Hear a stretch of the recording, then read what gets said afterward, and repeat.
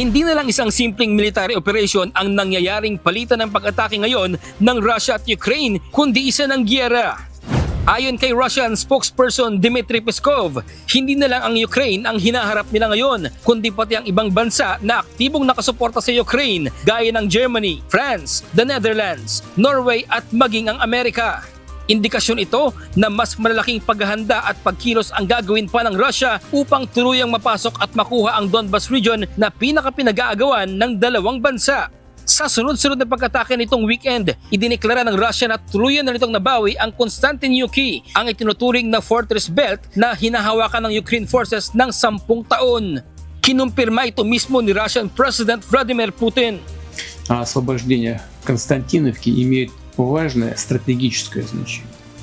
Город, мы все с вами это хорошо знаем, является ключевым транспортным и крупным индустриальным центром Донбасса.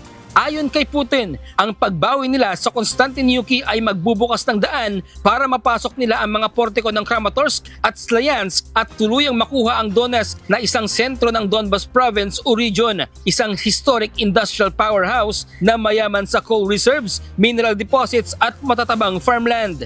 Nauna nang itinanggi ni Ukraine President Volodymyr Zelensky na nakuha na ng Russia ang Konstantinuki. Тривають бої також за Костянтинівку, яку Путін вже приписав собі, але зрозуміло, ніколи не ризикне там з'явитись. Бо насправді його це тільки Москва, Петербург. Sa ngayon, matitinding pinsala ang hinaharap ng Ukraine dahil sa kakulangan ng air defense. Hindi na nito nagagawa pang pigilan ang pagtama ng pinauulang missiles ng Russia.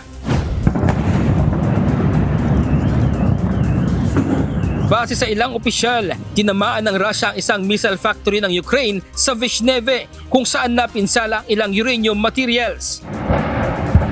Nakatago sa nasabing factory ang ilang depleted uranium shells na pag-aari ng North Atlantic Treaty Organization o NATO. Ang factory ay malapit sa residential areas. Pinangangambahan ngayon ang posibleng nuclear contamination sa buong syudad ng Kiev kung kaya nagsisimula ng magsilikas ang mga residente doon.